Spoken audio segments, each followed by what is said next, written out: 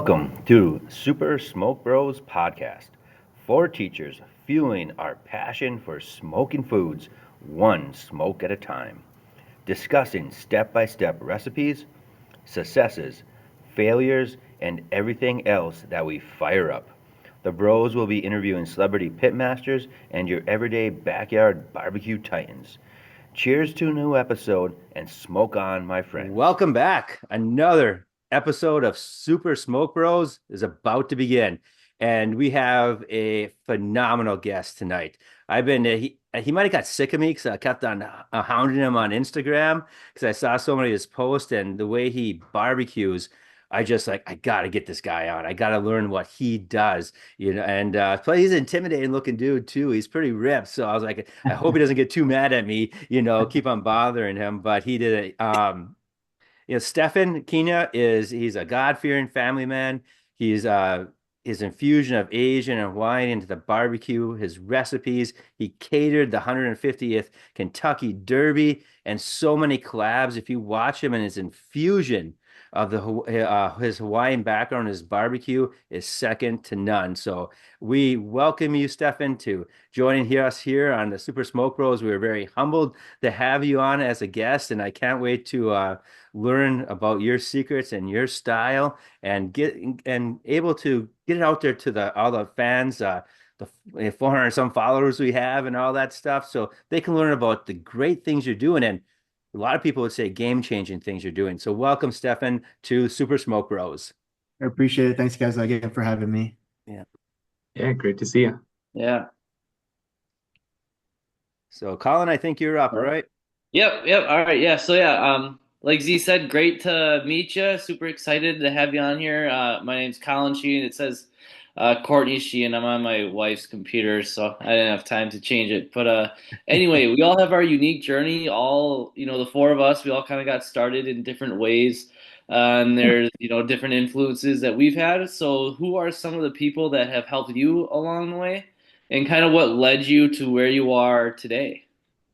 Yeah, so I think my journey is a little bit more unique because I didn't just kind of get into content creating. I started with my business first and then moved to creating content. And so from my business side, it's definitely my dad. He's has a crazy background of being an executive chef in Hawaii and then California. He served, President Obama and Peyton Manning, and the list goes on and on.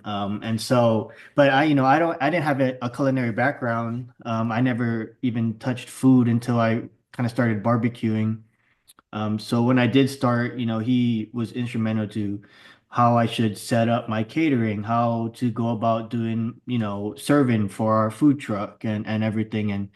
And so, I owe all my success to him. Of course to Jesus, but to my dad, because he's just been there all the time. I call him with every question I have, like, what should I do? Even to today, even though I may know the answer, I still call him, right? Just to kind of get his validation and stuff. So yeah, so that's kind of been what's made my business more special is that, we spent my whole life not being able to share cooking with my dad, and now this past years I've been able to do that.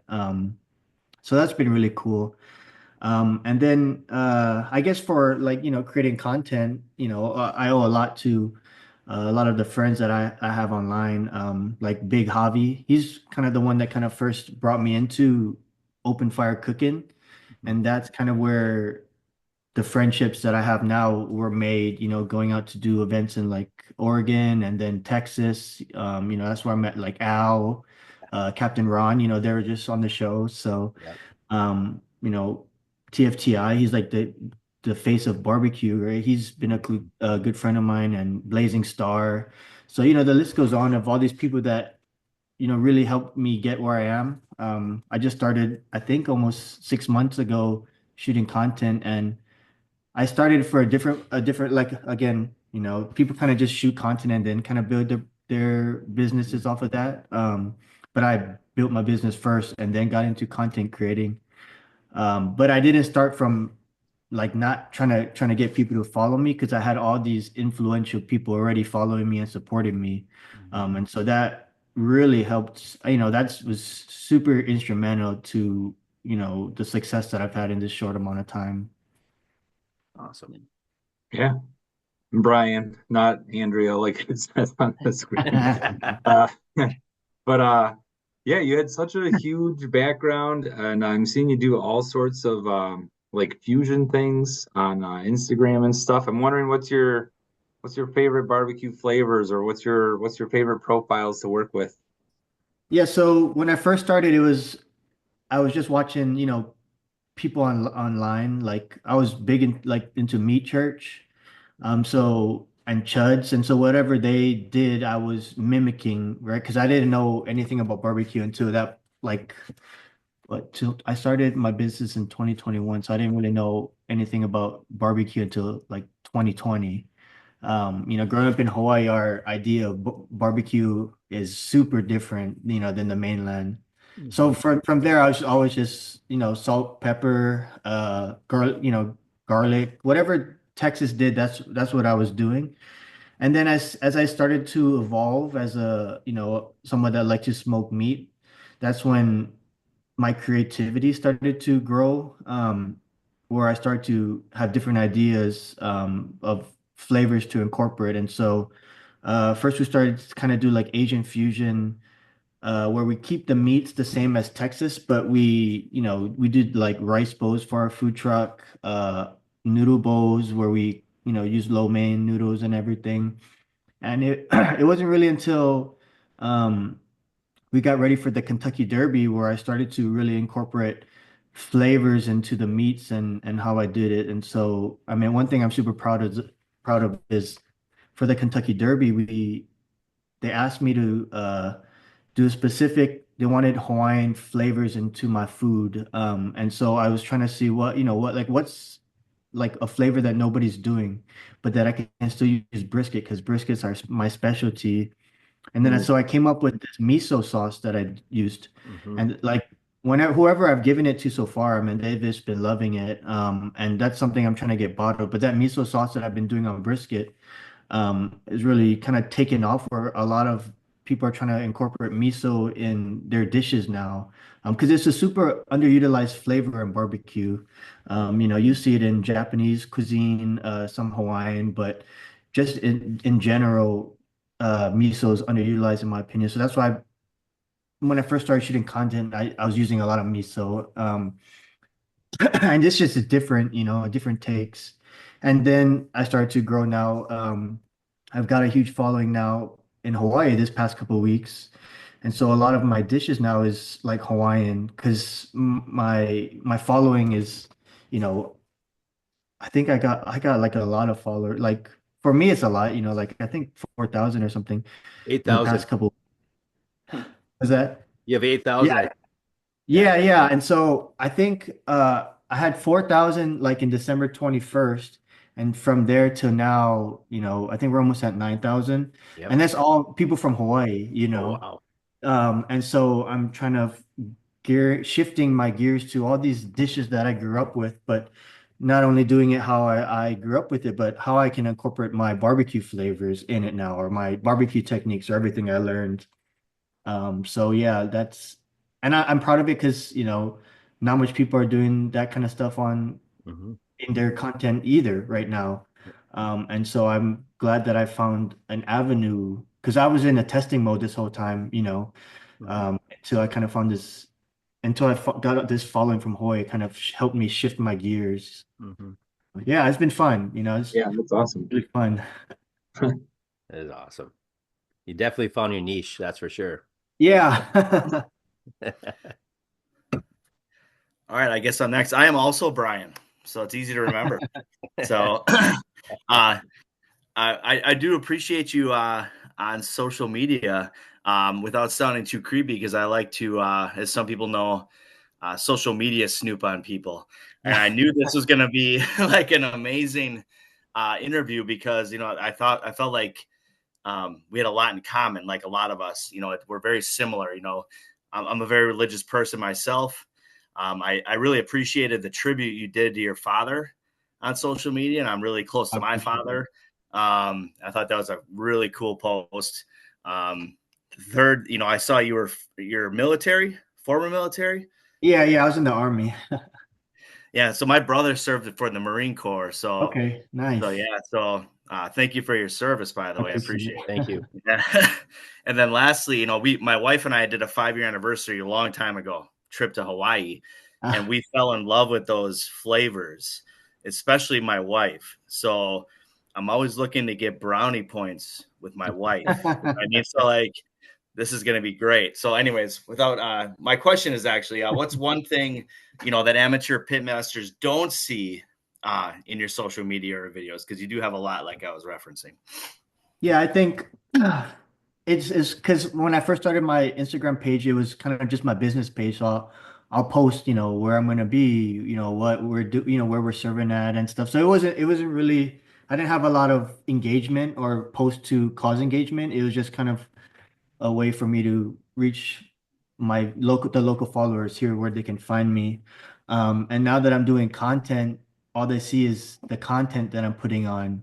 Because I don't really share too much about all the things that we do for my business. And so that I guess I like that. I like that question too because you know there's a difference between content creators and people that actually are doing, and it's nothing against content creators, but there's a difference between somebody that's doing it every single day, that's, serving people and everything to just creating content for videos and everything. And so that's what people don't really see, like how much hands-on that I do like on briskets, like I did 275 briskets just for the Kentucky Derby.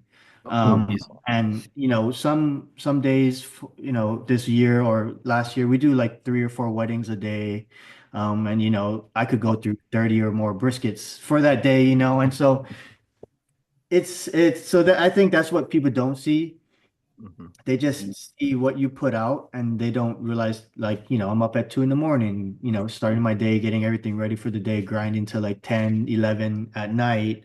And so that there's maybe people underestimate the capabilities or the skills that I have just because, they just see what I do online.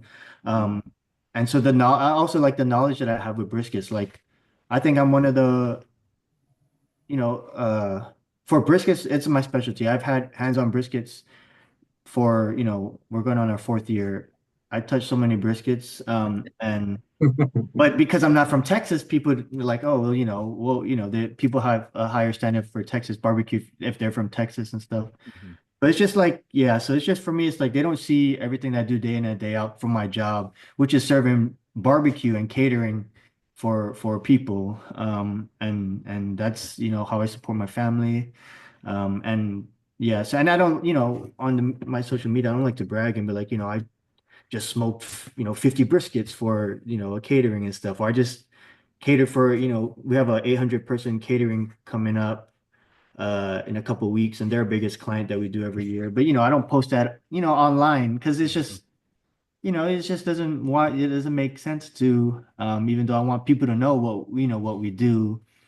And so I just wish people knew the skills that I have, because the skills that I possess and the knowledge I possess to help people in their smoking their briskets, whether it's pellet or offset or, gravity fed and stuff. And so, yeah, that's why I like that question.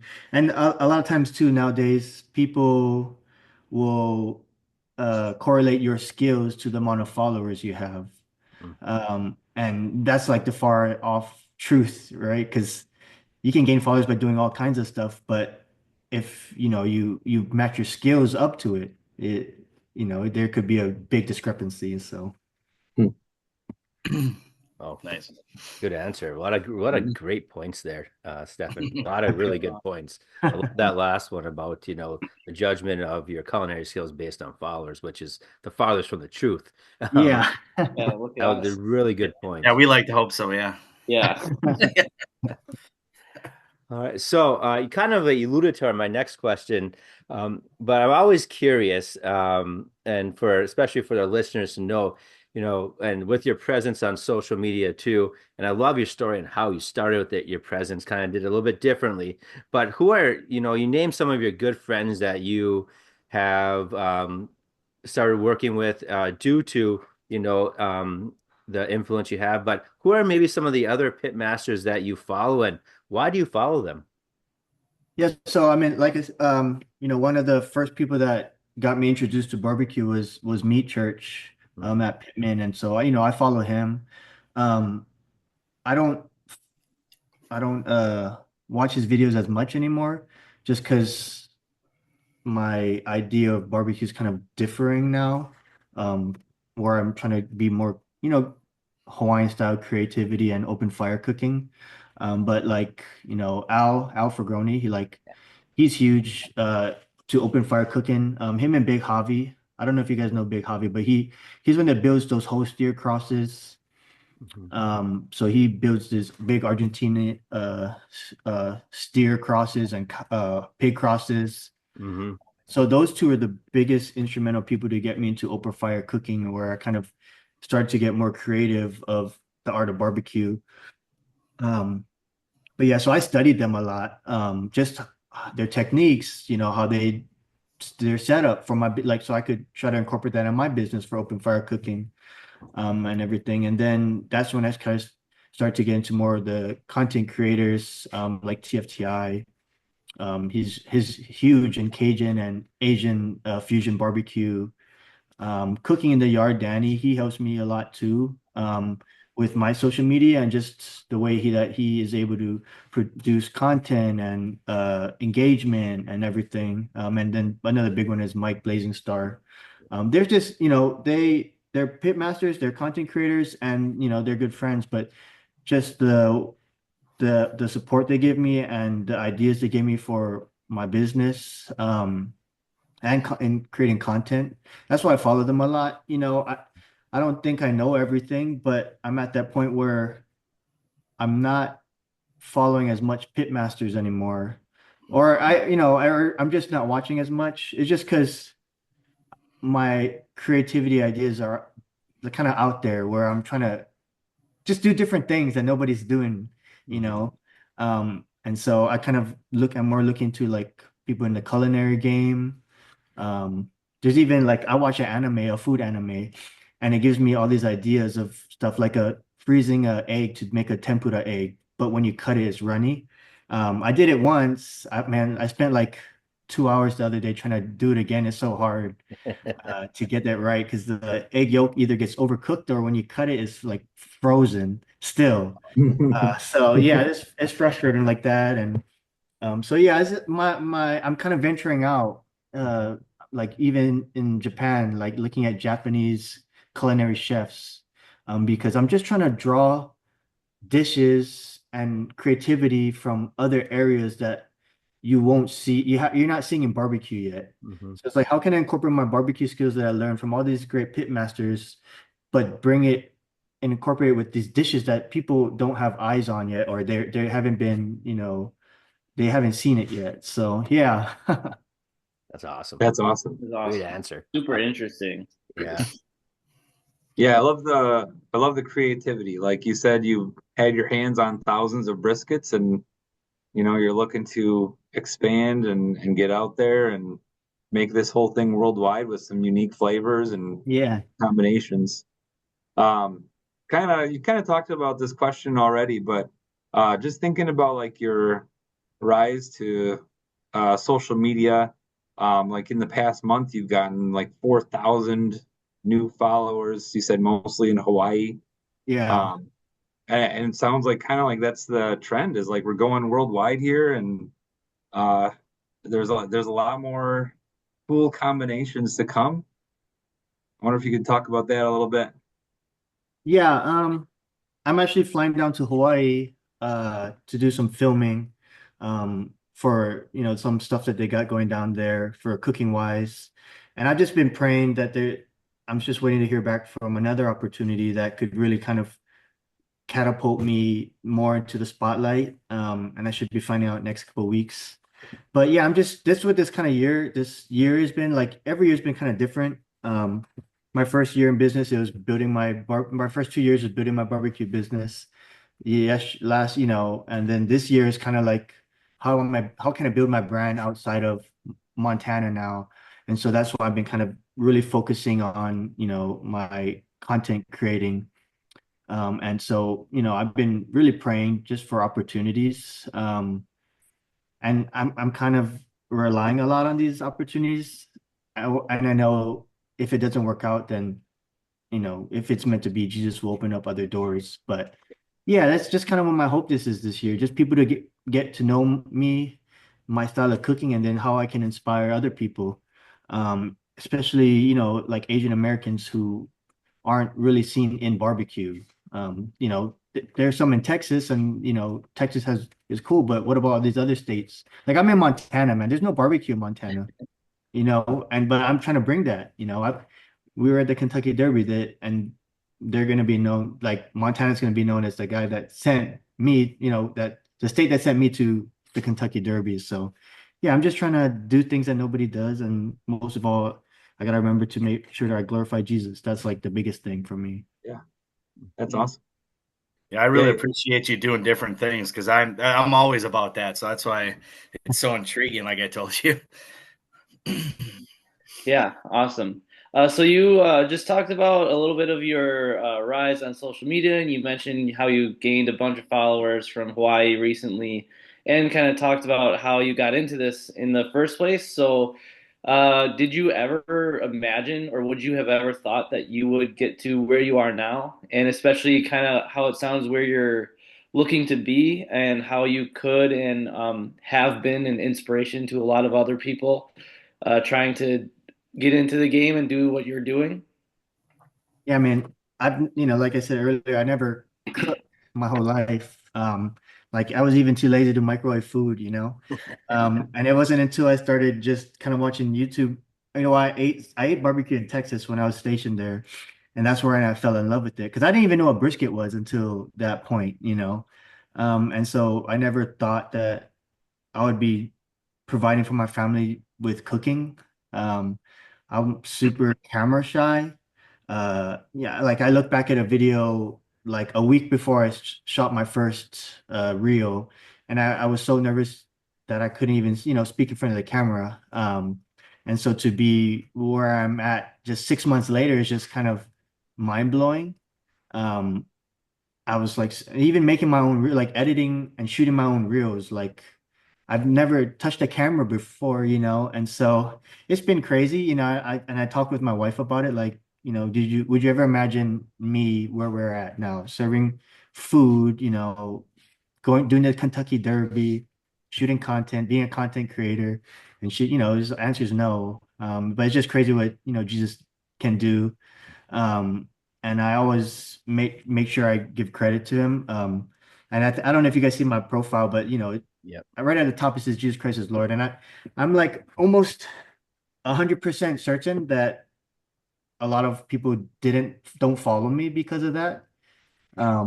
But he's where I am today. Like my business blew up in like 3 years. That's all because of Jesus, right? That Kentucky Derby invite, all because of Jesus. It came out of nowhere. And now the journey I'm on now. So it would be foolish of me to just remove that to try to get brand deals. Mhm. That would probably be the biggest backfire, for myself and my business. So it's cool because I think not only can I inspire people with barbecue, but people that love Jesus and they're too scared to say it. Or,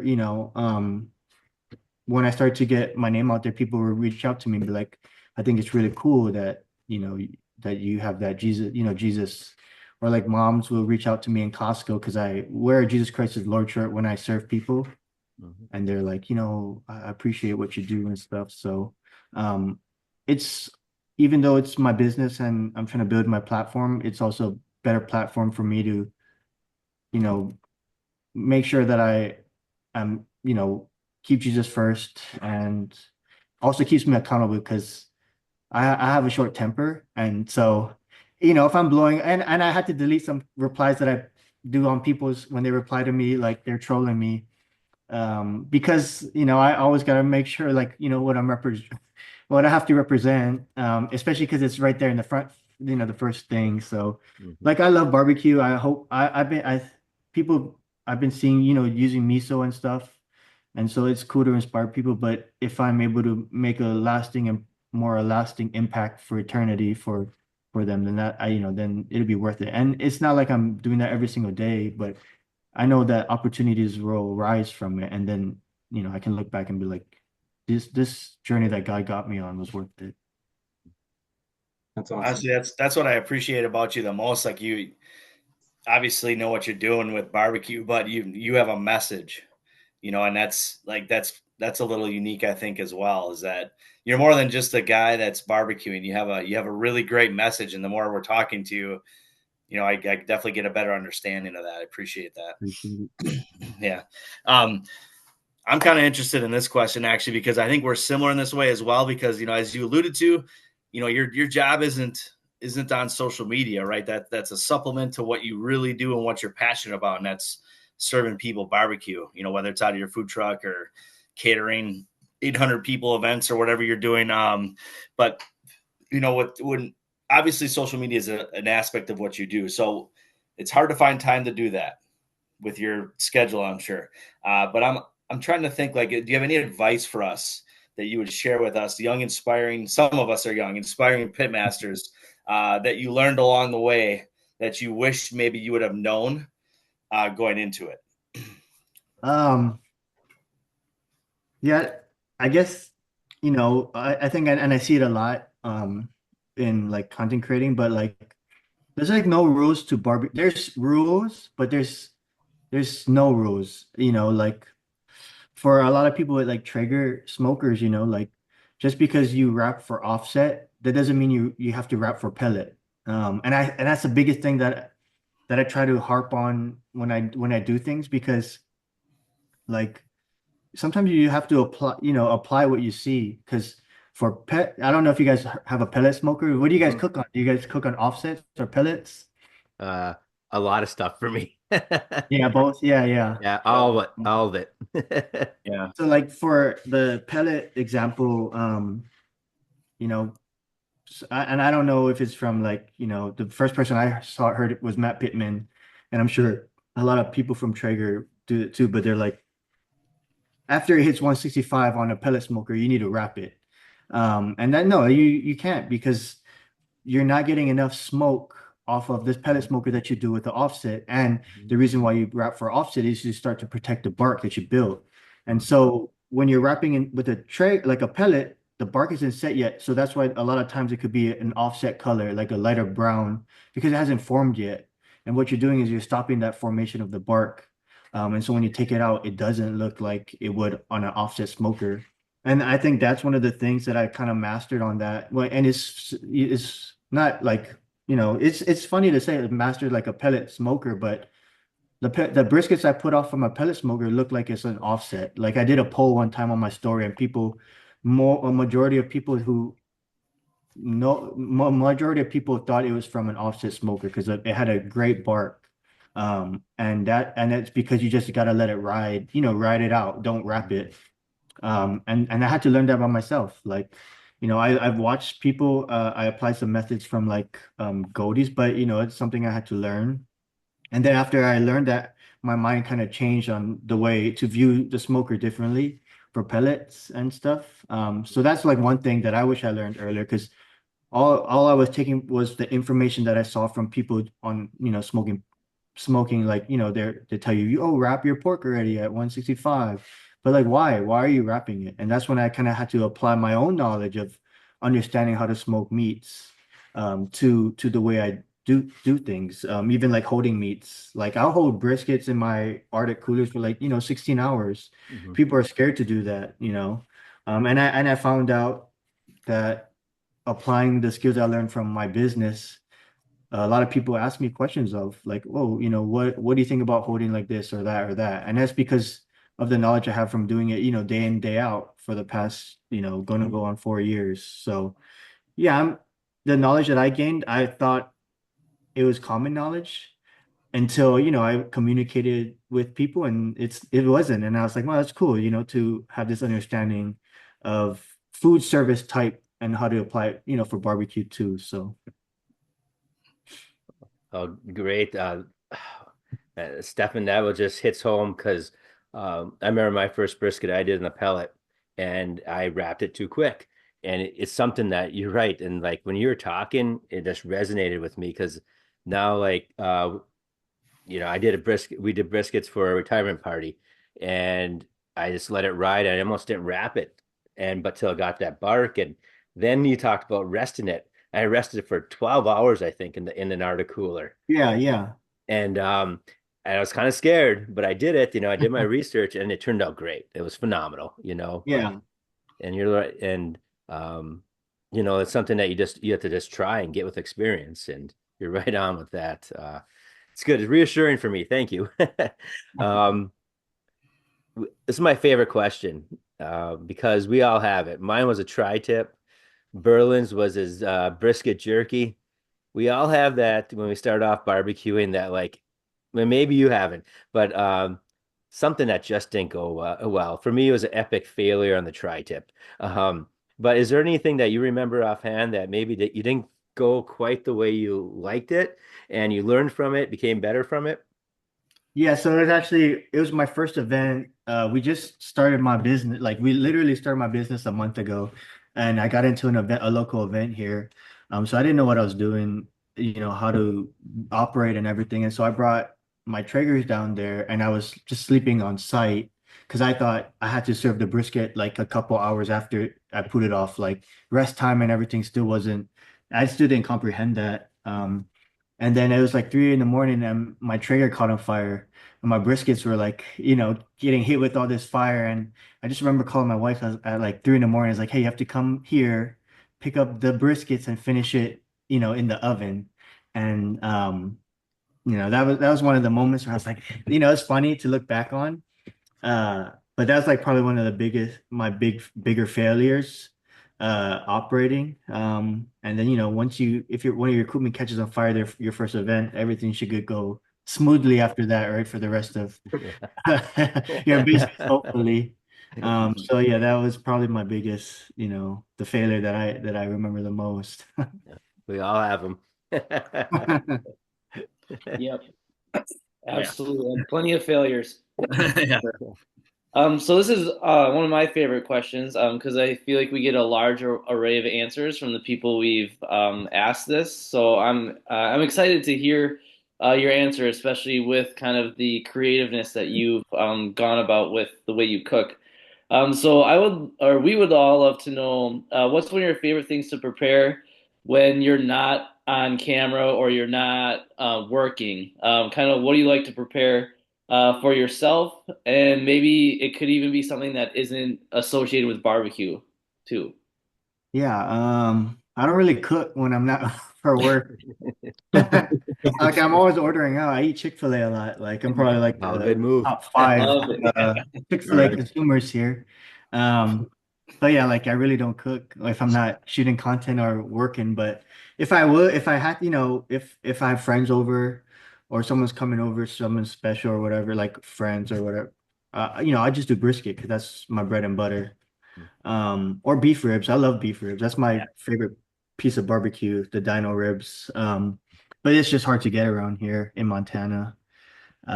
So yeah, just because it's my bread and butter and I always want to impress my guests, that's brisket's the thing that I always do the most. So sorry, yeah, it's not a good answer, but Oh, yeah, like I said, I didn't cook much before I, got started my business and it don't change much now. Can I ask a follow-up question to that? Yeah, yeah. So, is there anything you do differently when you're at home with your brisket than maybe for like an event or when you're served? Like, are you more apt to like try something new, like flavor profile wise or technique wise, etc.? You know what I'm saying? Like, Yeah, because yeah. I like experimenting on my family. You know what I mean? So like, I have friends. So I don't know if there's something like you've tried in the past that was really successful, different from what your typical brisket would be. For like experiment wise, that all comes down to like when I shoot content. I tried a full Asian brisket, like all Asian seasonings. I think I did miso gochugaru, which is Korean red chili pepper flakes, and sesame seed with the miso binder. um, and like no salt, no pepper. And it came out okay. It wasn't phenomenal, but it was a good experiment. Um, and I think that's where a lot of my experiment comes from. Like I did a miso beef ribs and I brined it for, well, it was supposed to be 10 days, but I forgot about it. So it was like 14 days and it was like it was way too salty. But I think if I did it for 5 days, then it would have came out good. And there's a one that I tried, a miso, it was supposed to be like an Asian pastrami. So I removed all the picklings that you would do for a regular pastrami brisket, and I replaced it with like 5 Chinese spices, but the real spices not grinded down, and I marinated or brined it for. I did that one was like 5 days. I was impatient. It should have been 10 days. But then the brisket also I chose was way too small. So it wasn't a good quality brisket. So that brisket sucked. But the flavor was there, and I could, for 5 days. And I look back, if I did it for 10 days and I did a better brisket, I think it would have came out better. Because I don't really like pastrami. But so that's why I wanted to try this Asian flavors and see if I would like it more. So yeah, like all my experimenting comes whenever I, do content creating. Um, but whenever I do briskets for people, it's always the same because, that I just want them to have like the best brisket they've ever had. And, I've been blessed where a lot of people tell me, maybe not people from Texas, but, Texas people are Texas people. They're pretty particular that it has to be Texas style and stuff. So, yeah. Tell you what, that bacon wrapped Oreo looked. Oh man. Oh, yeah. With the Yeah, we do huckleberry like the jam on top. Huckleberry Oh. bacon wrapped Oreo. That's really good. Yeah, it looks super good. I never really had huckleberry to my brother. He brought some Oh back yeah, from yeah. Montana. Huckleberry is really good, and that's also a flavor I'm trying to incorporate to people in Hawaii now because they don't know. So it's me pulling from all these different worlds that I'm living in and trying to also expose people to different stuff. So yeah, our huckleberry pork belly that we do that's based off of Interstellar's pork belly bites. That's like one of my top dishes. Actually, Matt Best from Black Rifle Coffee, one of the CEOs, he ate it and he said it was one of the best pork bellies he's ever had. And he's from Texas, so that meant a lot, when he told me that. Kind of before we get to our last part, the sizzle around, as you've been talking about brisket, I think this would be good because I've had a lot of people ask me, and since you like are, your knowledge of brisket is superior to my knowledge, um, is there a certain like grade of brisket that you would recommend going with, like choice or select, or is there one that you always go to? So I think that a lot of like amateurs don't know what type they should get. Yeah, and I'm like super particular with my briskets. Like prime, I'd never get prime. Hmm. It's or American Wagyu that comes from like Swift Creek or all these other places. They're for me, I know that it's not the difference between that and like a choice, Angus choice Hmm. is not far off. The only briskets I will use is Angus choice. And the only like company that I get it from is called IBP. They serve like really, for me, it's like the volume I can get out of it. Their briskets are always huge, and the quality is really good. When you get to like, and you'll see it in the markets, if the brisket is smaller, they butcher the cow too soon. You won't get the good quality of fat in there, and it turns out to be just lower fat in it, even if you have a choice. Hmm. So for companies that sell those briskets, I'll stay far away from. Like, I'm probably the biggest brisket purchaser here in our area of for Flathead. And they know if like Costco knows if that's the briskets they have, I'm not gonna buy it. Hmm. Um, so from that is like I don't really like Swift. Swift always varies. Okay. I'll get their pork butts, but I won't buy their briskets. Even their Angus choice. There's one called Bart Brawley's. and National, those are the worst they're the worst companies that I see briskets from. Okay. They're always way too small. And the quality is terrible. Like 10-pound briskets, like why are you slaughtering your cow Yeah. that soon, you know? Mhm. Um, and I think a lot of places, like if you go to Chef Store and Costco, I think those are a lot of the main brisket distributors. Mhm. Texas is different, you know, because they have their own ranches and Yeah. have all their, you know, uh like prime people, but I don't like prime. Um Maybe I just haven't had a Texas one, but I don't think it's far off from a choice Angus. Okay. So yeah, so those are the choice Angus is the one I always go to. IBP's like the brisket I love the most because their quality is consistent. Um, and all those other ones, like I'll have to be desperate to like, you know, I'll be desperate to have to buy those briskets. Swift is okay, I guess. They, you know, and you see them in Costco, right? They're the Mhm. brands, the pork brands, the boneless pork Yeah. shoulder brands and stuff. Pork belly, you'll see those in Costco. Their briskets are not that good. So it's usually pretty small. And that's just what I see from not having to order from big distributors. But, you know, as an everyday consumer, those are the same briskets that you'll probably see. Yeah. So, Awesome. Well, thank you. That was a So, great answer. Great answer. kind of a follow-up question. You mentioned kind of the size of the brisket. Is there a certain weight that you're looking for when you go? so when I'm doing, you know, my big caterings, you know, I'm always looking for the biggest briskets because they give me the biggest volume. And so I like, you know, 20 and above, 20, not 18 to over 20, just because after I'm done trimming, I know that and smoking because of the shrinkage, I know that I will get, you know, maybe an 7 to 8 pound brisket, and you know that'll serve me a good amount of people. The smaller you go with, the smaller briskets you choose after you trim it, you know, you're gonna be only left with maybe like a and smoke it, maybe like a 3, maybe 4 pound brisket. And if you're, you know, and if it's for family size, that's cool, but that's still kind of a small brisket. Whereas I know the larger scale briskets, once I'm down, I'll be able to serve 15 or more people with it. Um, and so that also helps with, you know, understanding pickup orders and everything like that. Um, I know a lot of, or when I was first starting out, I would look for the smallest brisket because briskets are expensive, and I'd look for the ones with like the lowest fat on it.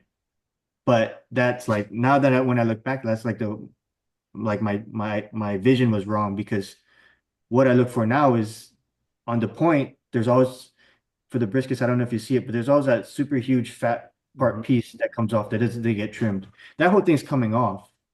And so if you're looking at a brisket and it doesn't really have that and it's a good size, then that's the brisket you want. It doesn't matter about all the fat that you're gonna have to trim off.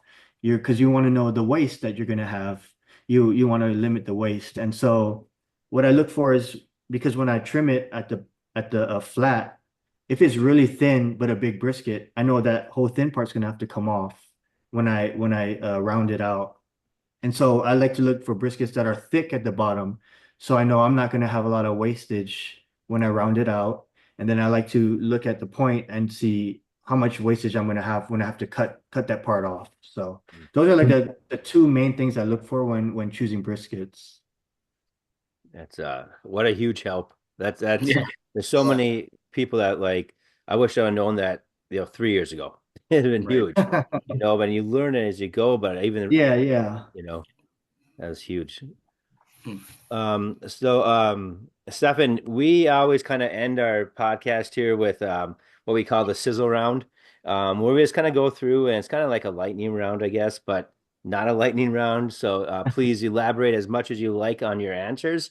But it's kind of just a quick way to get some questions and that probably that can relate to the everyday barbecue person. So we'll start with this sizzle round here. So Petey, it looks like take it away. Here we go. I think I might know the answer to this first question, but I Yeah. might You change can, it a little bit. yeah. Favorite cut of meat to barbecue, or if you'd prefer, maybe it's something that we haven't talked about yet. Maybe you've got something secret that you like to work with when you're not doing briskets. Yeah, well, brisket's my number one, but I like to do bear. I have a really good black bear Oh dish. wow. Oh, Oh, that's awesome. I'm not expecting Yeah, that. that one coming. Didn't see that one Oh. coming. yeah. I take that around, wherever I go with all big barbecue people so they can taste it and stuff. So yeah. Oh, that's great. Nice. All right, next, favorite rub. Blazing Star, either his pork and rub or his all in one. That's I don't know if you guys have used it, but it'll give you like the best color on your pork, it goes well with chicken. So All right. Favorite side to prepare?